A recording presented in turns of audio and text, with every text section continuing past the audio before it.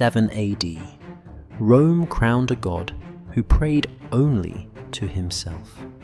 His name was Caligula, a man who believed cruelty was the purest form of truth. Beneath marble ceilings and golden laurel wreaths, mercy became theatre, and agony became art. He would kiss a woman's hand before destroying her family smile at a senator while condemning his bloodline. Rome thought it had found salvation. It had created a predator in the shape of a savior. If you value the historical record, subscribe. When the ledgers close, the bones still speak. He was born into the empire's bloodstream son of Germanicus, the beloved general who had embodied Rome's virtue. Soldiers adored the boy who played among them in miniature armor, calling him Caligula Little Boots. From birth, he was trained to see power not as duty, but as spectacle. When Tiberius died, the empire erupted with joy. At last, a god of kindness had come to restore the old world. The Senate opened the prisons. The crowds threw petals. For the first time in years, people dared to hope.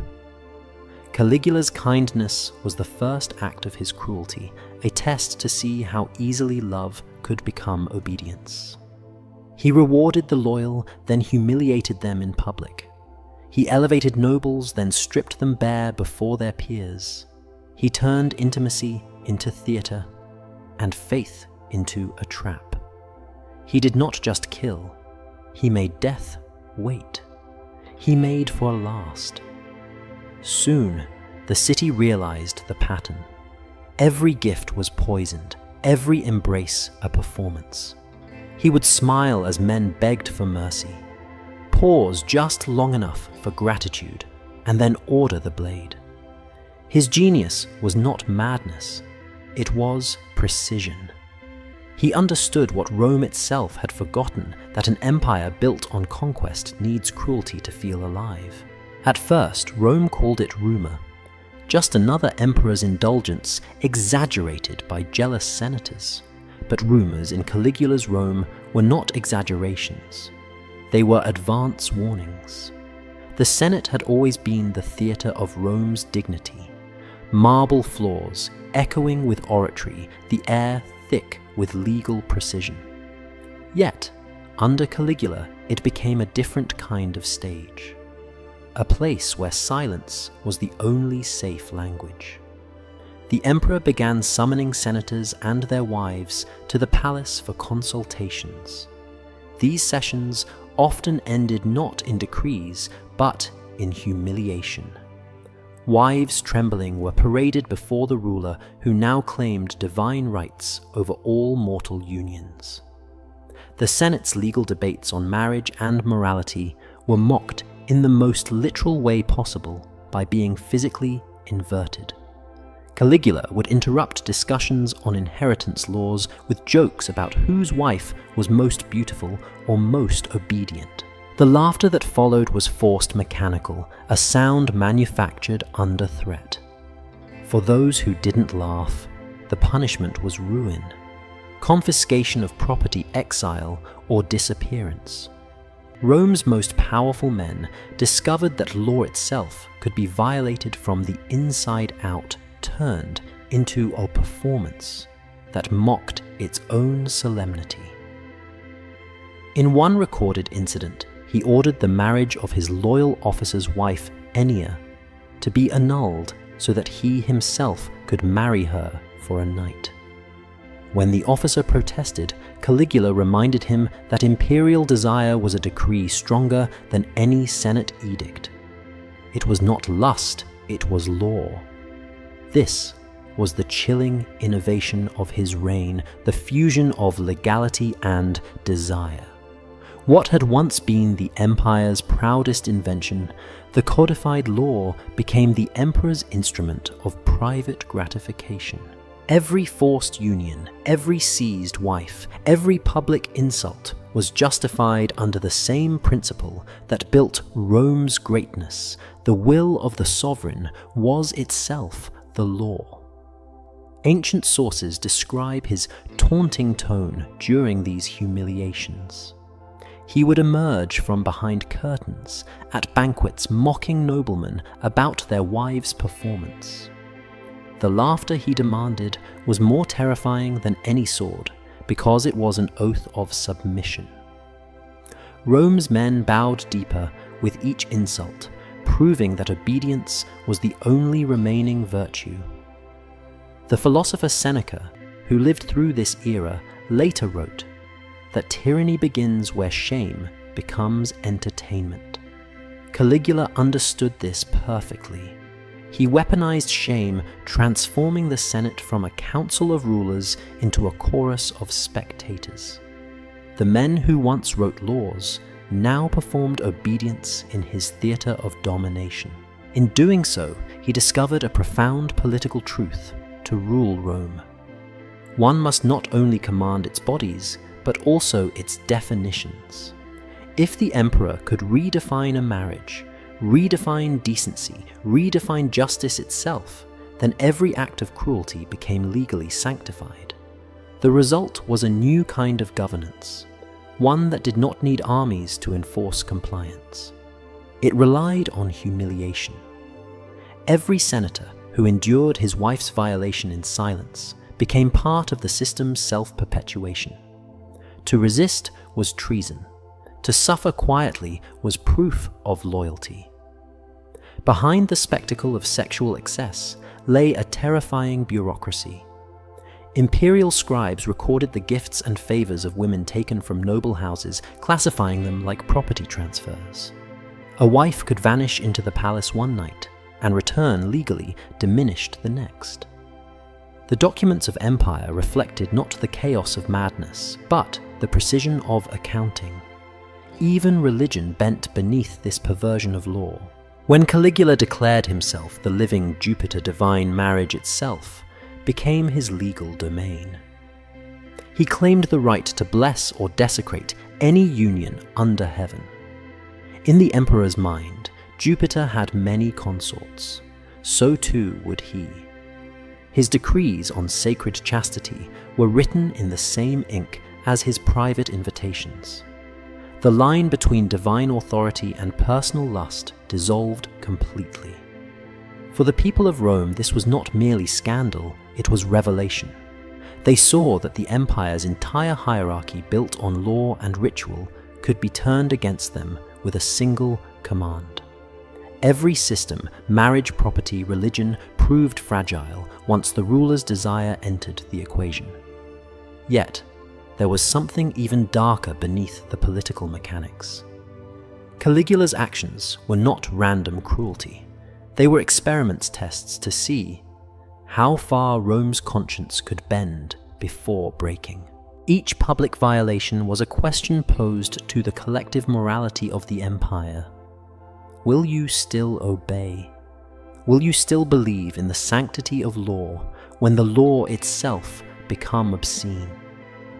And Rome answered yes. Through silence, through applause, through taxes paid and temples maintained, the empire validated the system that desecrated it. When the Senate assembled, every man knew what had happened in the palace the night before.